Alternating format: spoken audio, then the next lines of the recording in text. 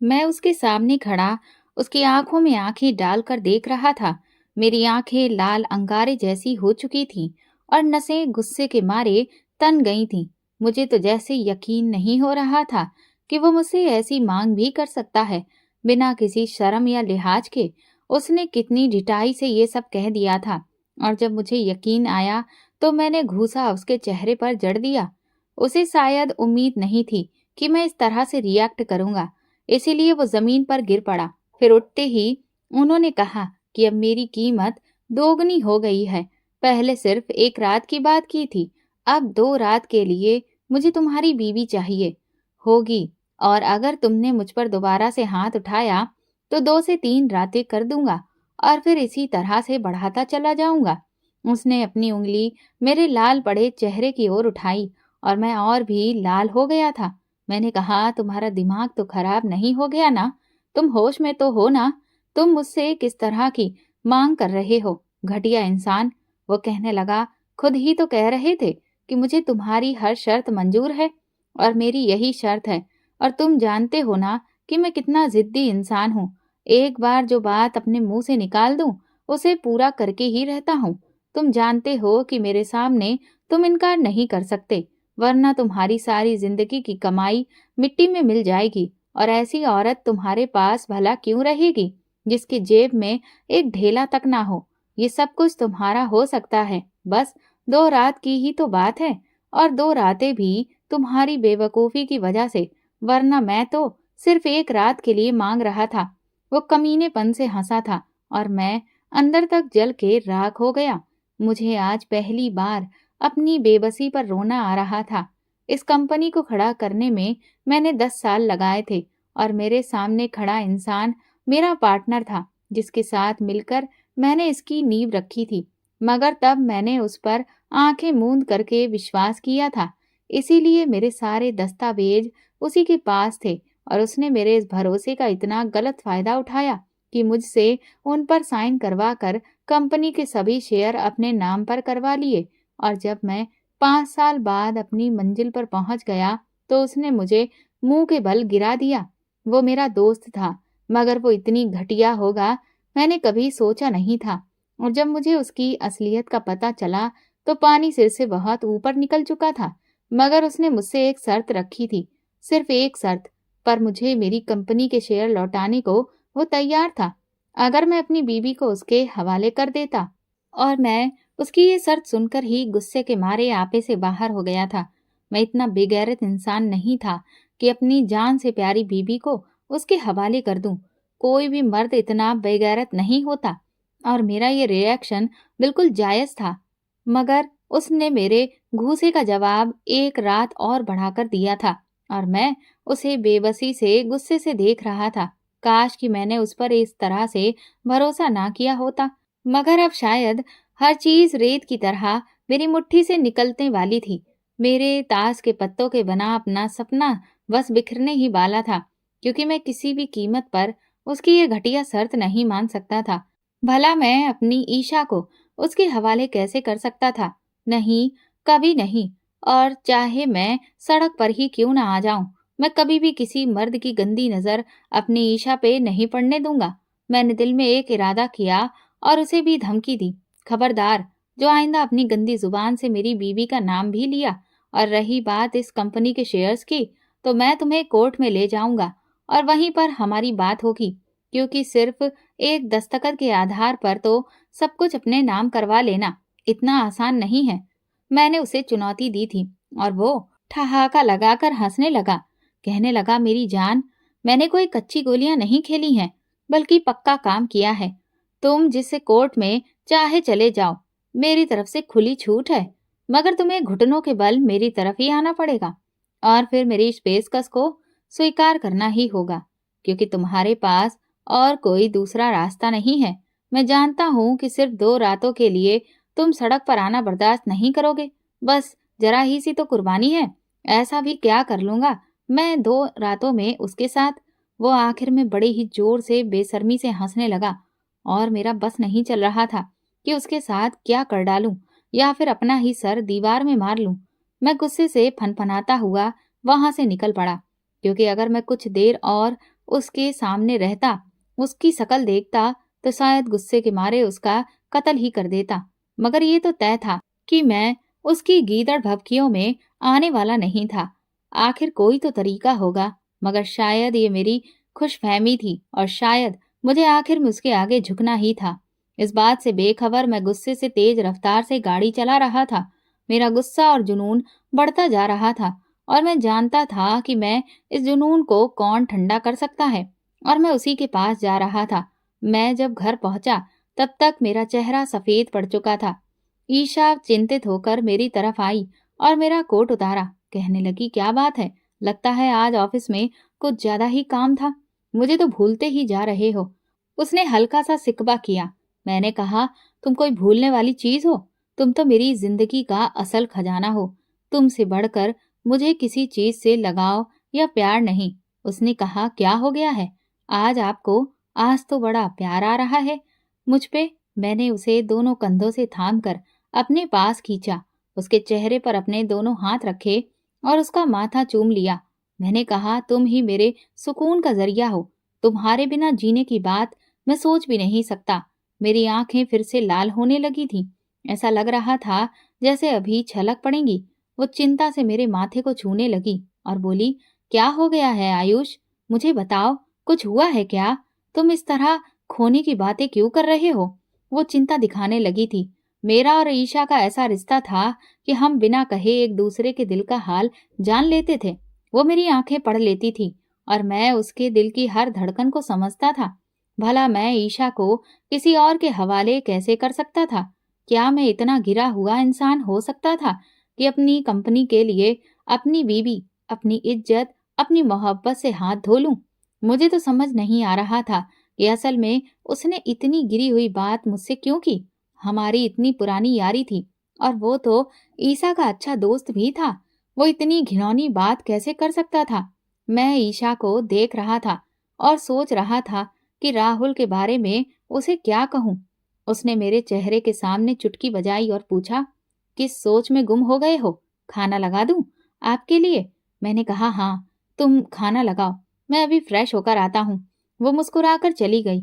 अगर मैं ईशा को बता देता कि राहुल ने कितनी घिनौनी मांग रखी है, तो शायद वो मुस्कुराना भूल जाती और इसी वक्त गुस्से में आकर उसे एक जोर का थप्पड़ मारती। मगर मैं ईशा को अभी कुछ बताना नहीं चाहता था, क्योंकि मैं राहुल की बात कभी भी मानने वाला नहीं था। यही मेरी सोच थी। लेकिन जो इंसान सोचता है वैसा हकीकत में हो जाए, ये जरूरी तो नहीं। कभी कभी हकीकत हमारी सोच से परे और बहुत उल्टी होती है और हम बस हाथ मलते रह जाते हैं। मुझे नहीं पता था कि मैं ईशा को कब से इतना चाहने लगा था। ऐसा लगता था जैसे वो मेरी नसों में जिंदगी बनकर दौड़ने लगी हो। हम एक साथ कॉलेज में पढ़ते थे। वो इंग्लिश डिपार्टमेंट की स्टूडेंट थी और मैं और राहुल बिजनेस डिपार्टमेंट के थे। हम तीनों की आपस में बहुत गहरी दोस्ती थी। लेकिन मेरा और ईशा का रिश्ता दोस्ती से बढ़कर कुछ और था। ऐसा रिश्ता जो दिखाई नहीं देता था, मगर फिर भी सबको नजर आने लगा था। जब कॉलेज की फेयरवेल पार्टी में मैंने ईशा को एक गुलाब दिया, तो वो बोली, कॉलेज छोड़ने के बाद हम एक दूसरे को नजर नहीं आएंगे। शायद तुम मुझे भूल ही जाओ। वो जैसी हल्की नाराजगी से बोली थी और मैंने उसका हाथ पकड़ लिया। वो हैरान हुई। मैंने कहा, ये हाथ मैं हमेशा के लिए थामना चाहता हूँ। इसे तुम्हारे पापा से मांगना चाहता हूँ। अगर तुम्हें एतराज ना हो तो मेरी बात को वो एकदम से शर्माई और बोली, फ्लर्ट कर रहे हो मुझसे? हम तो दोस्त हैं ना। मैंने कहा कि मैंने तुम्हें कभी दोस्त नहीं समझा, बल्कि तुम मेरी दोस्त से बहुत आगे बढ़कर मेरी जिंदगी का हिस्सा बन चुकी हो। मैं तुम्हें अपनी जिंदगी में शामिल करना चाहता हूँ और तुम्हें जिंदगी में शामिल करना हो, उसे फ्लर्ट नहीं, उससे इश्क किया जाता है। वो एकदम से शर्मा गई। यूं हमारे कॉलेज के दिन खत्म होते ही हमारी मोहब्बत की शुरुआत हो गई। राहुल ये बात नहीं जानता था, क्योंकि मैं उसे तब बताना चाहता था जब मेरी और ईशा की सगाई पक्की हो जाती। ये उसके लिए सरप्राइज होने वाला था, क्योंकि मैंने अपनी मोहब्बत की चर्चा कभी किसी से नहीं की थी। बस अपने दिल के निचले खानों में इसे दबा कर रखा था। कॉलेज के बाद मेरा और राहुल का साथ मिलकर बिजनेस करने का प्लान था। हम दोनों ही बहुत काबिल स्टूडेंट थे हमारी आंखों में कुछ करने के ख्वाब थे, एक बहुत बड़े बिजनेसमैन के सपने थे और हमारी दोस्ती भी गहरी थी। इसीलिए हमने अपने एक छोटे से बिजनेस की शुरुआत पहले ऑनलाइन की थी, क्योंकि प्रॉपर्टी खरीदने के लिए हमारे पास पैसे नहीं थे। हमने सोचा था पहले एक वेबसाइट बनाकर उस पर अपना बिजनेस फैलाएं और फिर अपनी एक कंपनी बनाएंगे और उसे और भी बड़ा करेंगे। इस दौरान ईशा के साथ मेरी मुलाकातें होती रहीं। मैंने उसे यकीन दिलाया था कि 1 साल के अंदर अंदर उसे अपना बना लूंगा। तब तक मेरा बिजनेस भी खुद चल जाएगा और ईशा के घर वालों के पास इनकार करने की वजह भी नहीं होगी कि लड़का बेरोजगार नहीं है। हम अक्सर गेट टुगेदर भी रख लेते थे। मैं, राहुल और ईशा महीने में एक बार कहीं न कहीं साथ मिलते और खूब मस्ती करते थे। मुझे कभी कभी लगता कि राहुल को बता देना चाहिए, मगर मैं डायरेक्ट सगाई में उसे बुलाकर सरप्राइज देना चाहता था। और ठीक 1 साल बाद आखिरकार मैंने ये कारनामा कर ही लिया और ईसा के साथ मेरा रिश्ता पक्का हो गया। हमारी साइट भी चलने लगी थी और ऑनलाइन काफी सारे ऑर्डर्स मिलने लगे थे। मैं और राहुल दिन रात मेहनत कर रहे थे और अब तो मुझे अपना भविष्य उज्जवल दिखाई दे रहा था। ऊपर से ईशा को पाने की खुशी से मैं हर समय अपने होठों पर मुस्कान लिए रहता। राजेश, जो कि हमारी टीम में था, वो काफी टटोलने में लगा हुआ था मुझको, लेकिन मैं उसे हर बार टाल देता था और कहता कि समय आने पर सब बता दूंगा, ये एक सरप्राइज है। जब मैं एक आंख दबाकर ये कहता तो वो सोच में पड़ जाता। फिर जब मैंने राहुल के सामने अपनी सगाई का निमंत्रण रखा तो वो सन्न रह गया था। वो मुझे हक्का बक्का होकर देखने लगा। जब उसने कार्ड पर आयुष के साथ ईशा का नाम देखा तो उसकी उंगलियों में साफ साफ कपकपाहट होने लगी थी और उसका चेहरा चूने के जैसा सफेद पड़ गया था। राहुल ने पूछा, ये क्या मजाक है आयुष?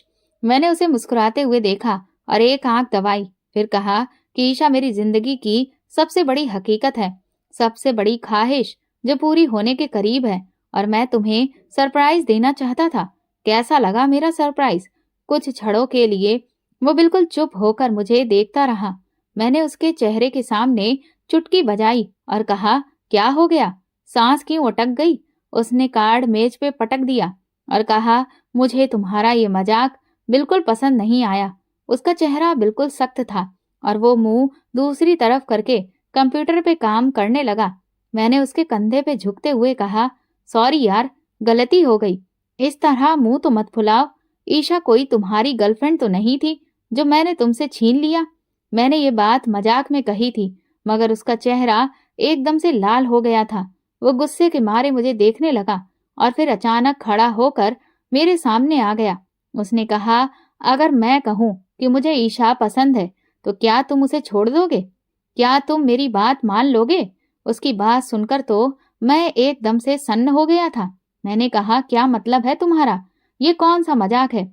उसने कहा, बिल्कुल उसी तरह जैसे तुमने मेरे साथ किया, बल्कि तुम दोनों ने मेरी आंखों में धूल झोंकी है। मैं तुम्हें माफ नहीं करूंगा। मैंने कहा, देखो राहुल, ईसा सिर्फ और सिर्फ मुझसे प्यार करती है और मैं उससे प्यार करता हूँ। अगर हम दोनों शादी कर रहे हैं तो इसमें क्या बुरा है? हाँ, तुम्हें देर से बताया, ये मेरी गलती है और मैं इसे मानता हूँ, लेकिन अगर पहले भी बता देता तो तुम क्या कर लेते? क्योंकि ईसा सिर्फ मुझसे प्यार करती है और मुझे पता है कि तुम मजाक कर रहे हो। ईसा से तुम कैसे प्यार कर सकते हो? वो तो तुम्हारी दोस्त है ना? राहुल कहने लगा, क्यों? मैं क्यों नहीं कर सकता? तुम्हारी भी तो वो दोस्त थी ना। अगर तुम उससे प्यार कर सकते हो तो मैं क्यों नहीं कर सकता? मैंने कहा, लेकिन तुमने मुझे कभी बताया नहीं। आयुष ने कहा कि तुमने भी तो नहीं बताया, और अब रखो उसे। अपने नाम करने के बाद मुझे उससे कोई मतलब नहीं है। उसने जैसे मुझसे शिकायत की थी। उसकी आंखें लाल हो रही थीं। मैंने उसे दोनों कंधों से पकड़ लिया और कहा, सॉरी यार, अगर हमने तुम्हें हर्ट किया हो तो माफ कर दो। हमारी बहुत पुरानी दोस्ती है, सिर्फ इस वजह से नाराज मत हो हमसे। ये तो दिलों के मामले हैं, दिल जिस पर आ जाए क्या किया जा सकता है? राहुल ने कहा, सच यार, दिल जिस पर आ जाए भला क्या कर सकते हैं। उसने अचानक से गहरी सांस ली और फिर वापस कुर्सी पर बैठ गया। मैंने भी उसे उसके हाल पर छोड़ दिया। सोचा था कि खुद ही उसका ये हाल ठीक हो जाएगा, क्योंकि वो काफी भावुक इंसान था। एक बार नाराज होता तो फिर अगले ही पल खुद ही मान भी जाता था। मैं वहां से चला गया। अगले हफ्ते जब मैंने ईशा को अपने नाम की अंगूठी पहनाई, तब राहुल भी वहां था और हमें देखकर मुस्कुरा रहा था। मैंने चैन की सांस ली कि चलो, उसका मूड ठीक हो गया है। वो बड़ा ही भावुक लड़का था और वैसे भी थोड़ा फ्लर्ट टाइप का था। कॉलेज में उसकी 2-3 लड़कियों से दोस्ती थी और फिर अफेयर भी चला। लेकिन मैं सीधा साधा था। मुझे सिर्फ ईशा में दिलचस्पी थी, इसीलिए राहुल के लिए मुझे ज्यादा दुख नहीं हुआ था। राहुल ने भी इसके बाद ईशा का जिक्र नहीं किया था कि वो ईशा में इंटरेस्टेड था। हमने ईशा से भी इस बात को छुपाया। इस तरह हमारी सगाई 1 साल तक चली और हमारी मोहब्बत और भी गहरी हो गई। हम जल्द से जल्द एक दूसरे को पाना चाहते थे, लेकिन मैंने ठान लिया था कि जब तक अपने सपने पूरे नहीं कर लूंगा, अपनी कंपनी नहीं बना लूंगा, मैं ईशा से शादी नहीं करूंगा। फिर वक्त गुजरता रहा और मैं दिन रात मेहनत करता रहा। राहुल भी मेरे साथ था। उसके बाद ईशा का उसने कभी जिक्र भी नहीं किया था और मैं भी नॉर्मल हो गया था और रिलैक्स भी, क्योंकि मुझे लगता था कि राहुल को ईशा से कुछ समय के लिए लगाव हुआ था, जैसे पहले दूसरी लड़कियों के साथ होता था। और जब मैंने अपनी कंपनी के लिए अपनी सारी जमा पूंजी लगाकर उसे एक बिल्डिंग की शक्ल में डाल दिया और हमारा काम चलने लगा, तब मैंने आधिकारिक रूप से ईशा को शादी के लिए प्रपोज किया। हमारी सगाई 4 साल तक चली थी और इन 4 सालों में हमारा रिश्ता और भी मजबूत हो गया था। इतने लंबे इंतजार के बाद आखिरकार मैंने उसे पा ही लिया था। जब वो दुल्हन बनकर मेरे पास आई तो मैं तो उसमें खो सा गया था। वो इतनी खूबसूरत थी और मेरी किस्मत में लिख दी गई थी। मैं राहुल को भी अपनी शादी पे इनवाइट किया था और वो बिल्कुल चुपचाप सा था, न ज्यादा मुस्कुरा रहा था और ना ही ज्यादा दुखी था।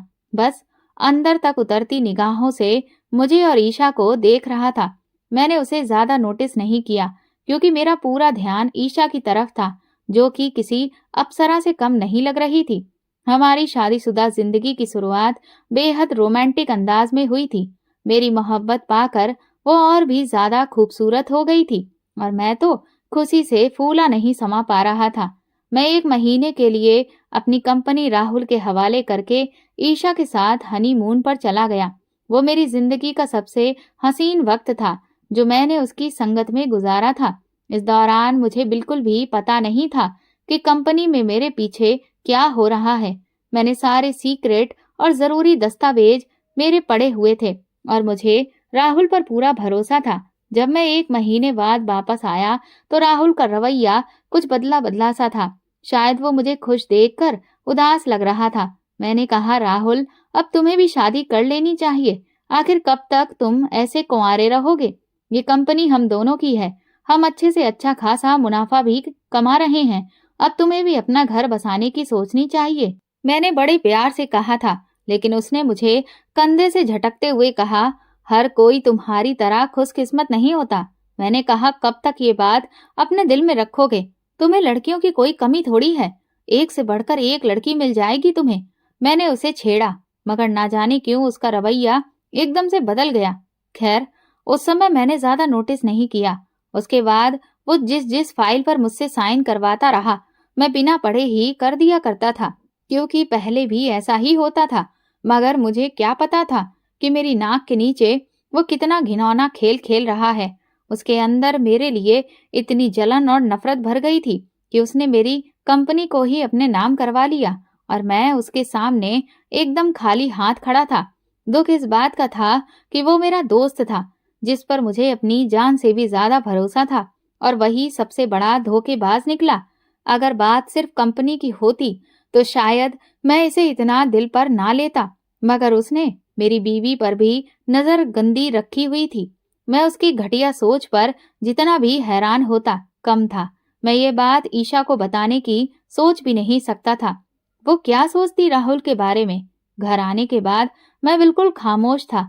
बार बार वो मुझसे पूछने की कोशिश कर रही थी, लेकिन मैंने उसे बस हाँ मुंह में ही टाल दिया था। पहले मैं खुद इस मसले को हल करना चाहता था। राहुल से बात करना चाहता था, उसे प्यार से समझाना चाहता था कि आखिर वो मेरे साथ ऐसा क्यों कर रहा है। अगली सुबह जब मैं ऑफिस गया तो एक और कहर मेरा इंतजार कर रहा था। मैं अपनी ही बिल्डिंग के सामने खड़ा था, लेकिन इतना बेबस था कि अंदर जाने की इजाजत नहीं थी। वहां एक बहुत बड़ा बोर्ड लगा हुआ था जिस पर लिखा था ऑफिस फॉर सेल। मैं गुस्से, सदमे और बेबसी की हद पर था। मेरा बस नहीं चल रहा था कि मैं राहुल का मुंह तोड़ दूं। मैं राहुल के खिलाफ कानूनी कार्रवाई करूंगा, मैंने सोच लिया था। ऐसा कैसे हो सकता था कि मेरी जमीन, मेरी ही बिल्डिंग मेरे हाथ से इतनी आसानी से निकल जाए। जैसे ही मैंने जेब से मोबाइल निकाला, एक अनजान नंबर से कॉल आने लगा। मैंने तुरंत फोन उठाया।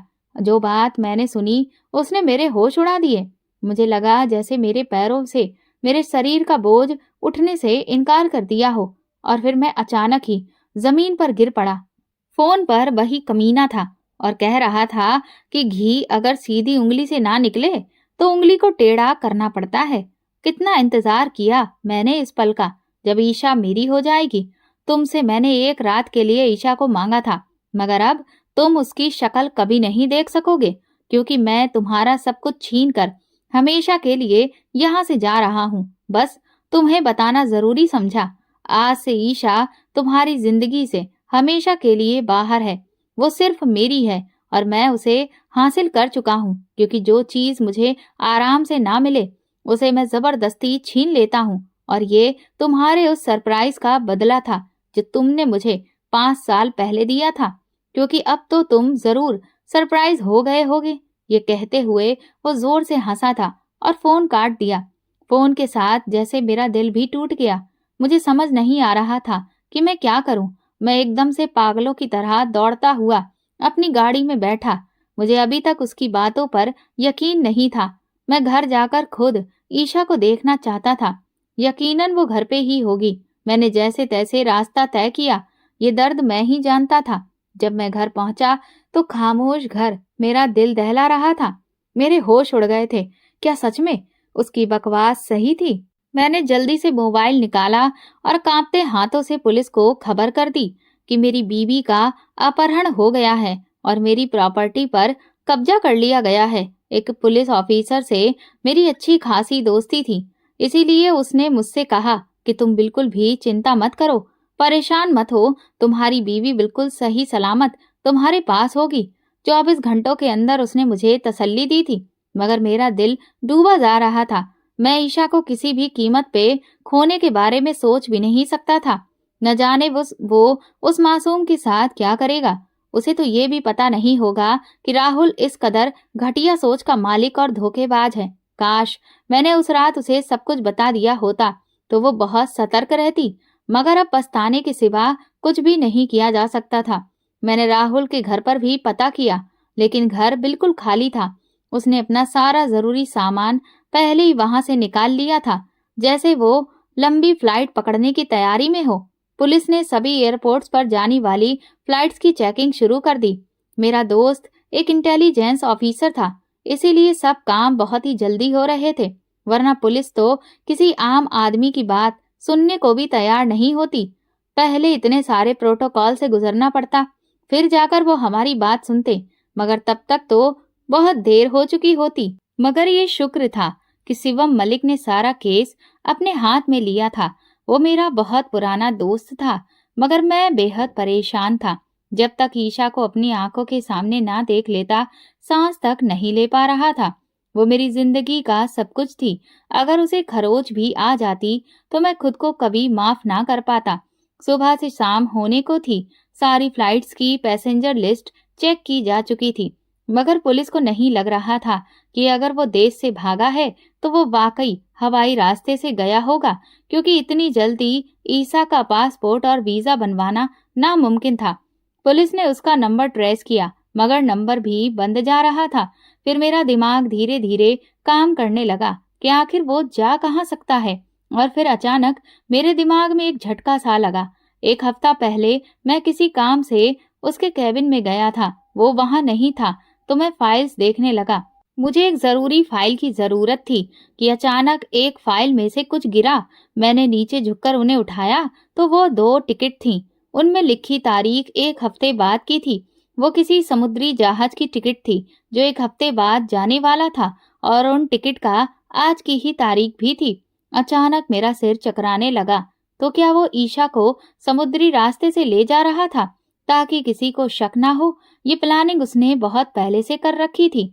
वो तो बस मौके के सही इंतजार में था। मैंने जल्दी से घर में समय देखा तो शाम के 5 बज रहे थे, यानी अब से ठीक 2 घंटे बाद वो जहाज यहाँ से रवाना होना था। ईशा तक पहुंचने के लिए मेरे पास सिर्फ 2 घंटे थे और कोई भी समय बर्बाद किए बिना हम वहां से निकल पड़े थे। फिर मेरे साथ ऑफिसर शिव मलिक भी थे। उन्होंने कहा, बड़ा चालाक आदमी है, लेकिन हमसे ज्यादा नहीं, हम उसे पकड़ लेंगे, तुम परेशान मत हो। बार बार मैं अपने माथे का पसीना पोंछ रहा था। अगर आज मैंने ईशा को खो दिया तो वो मेरी पहुंच से बहुत दूर निकल जाती। 1.5 घंटे बाद हम वहां पहुंच चुके थे। पुलिस ने सब कुछ अपने नियंत्रण में ले लिया था। पूरे जहाज को घेर लिया गया था। मैं उस जहाज में खुद भी घुस गया था और शिवम मलिक और उनके अधिकारी यात्रियों की सूची जांच कर रहे थे। लेकिन मैं पागलों की तरह इधर उधर दौड़ रहा था।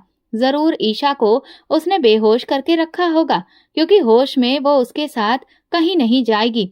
पुलिस भी बारी बारी सभी यात्रियों के कमरे चेक कर रही थी और फिर आखिरकार मैंने उसे दूर से देख लिया। उसकी आंखों पे काला चश्मा लगाया हुआ था। उसके हाथ में एक बहुत बड़ा सा ब्रीफ केस था। शायद वो अपने कमरे में जा रहा था, लेकिन उससे पहले ही मैंने पीछे से उस पर हमला कर दिया। इस हमले पे वो अचानक घबरा गया, जैसे उसे यकीन ना हो कि मैं इतनी जल्दी यहाँ पहुंच जाऊंगा। इससे पहले कि मैं उसे मार मार कर खत्म कर देता, पुलिस पीछे से आ गई और उसे हथकड़ियां पहना दी। मैंने जल्दी से ब्रीफ केस खोला, क्योंकि मुझे यकीन था ईशा उसी में होगी, और यही हुआ था। वो पूरी तरह बेहोशी की हालत में मिली थी और उसे देखकर मेरा दिल राहुल को मारने को चाह रहा था। अगर वो थोड़ी देर और अंदर रहती तो शायद मर ही जाती। मैं उसे वहां से निकाल कर अपने से चिपका चुका था और पागलों की तरह रोने लगा था। राहुल को गिरफ्तार कर लिया गया था। उस पर कई मामले दर्ज किए गए थे। मेरी बीवी को साथ ले जाना और मेरे सारे कारोबार पर गलत तरीके से कब्जा करना और मुझे डराना धमकाना। वो इतनी आसानी से बाहर आने वाला नहीं था। ईशा बहुत परेशान थी, लेकिन बिल्कुल चुप थी। मैंने उससे पूछा, क्या तुम जानती थी ईशा कि वो तुमसे प्यार करता था?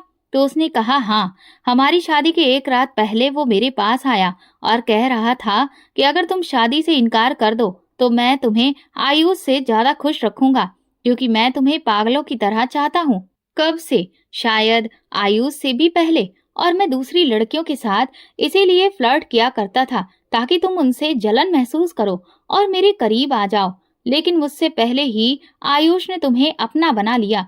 और जो जुल्म ये है कि उसने मुझसे ये बात छुपाई थी, और जब उसने तुमसे सगाई की बात की तो मैंने भी सोच लिया कि तुम्हें प्रपोज करूंगा। अब तुम्हें उसके साथ देखना मुझसे सहन नहीं हो रहा था। प्लीज इनकार कर दो, वरना बहुत पछताओगी। तुम दोनों में मैं तुम दोनों को छोड़ूंगा नहीं। मैं तुम्हें दीवानगी की हद तक चाहता हूँ, लेकिन मैंने राहुल से सख्ती से कहा कि मैं तुम में इंटरेस्टेड नहीं हूँ। फिर वो मुझसे जबरदस्ती करने लगा, मुझे पागलों की तरह छूने लगा। मैंने उसके चेहरे पर थप्पड़ मार दिया था। उस दिन वो बहुत गुस्से में था कि सब कुछ जलाकर राख कर देगा, लेकिन उस रात के बाद उसने मुझसे संपर्क नहीं किया। मुझे लगा कि वो शर्मिंदा है, लेकिन मुझे क्या पता था कि वो तो तुमसे दुश्मनी पाल लेगा और थप्पड़ का बदला ऐसा लेगा। वो मेरे कंधे से लगी, फूट फूट कर रोने लगी और मैंने उसे अपनी बाहों में समेट लिया, क्योंकि मुझे भी नहीं पता था कि वो ऐसा पागल निकलेगा। लेकिन शुक्र था कि मैं मौके पर पहुंचकर ईशा को बचा सका था, वरना आज मेरा तो सब कुछ खत्म हो चुका होता। दोस्तों, अगर आपको हमारी कहानी पसंद आई है तो कमेंट करके जरूर बताएं और वीडियो को लाइक करके ज्यादा से ज्यादा शेयर करें। चैनल पर नए हैं तो सब्सक्राइब करें और हाँ, नोटिफिकेशन बेल को जरूर दबाएं ताकि अगली अपडेट सबसे पहले आपको मिले। धन्यवाद।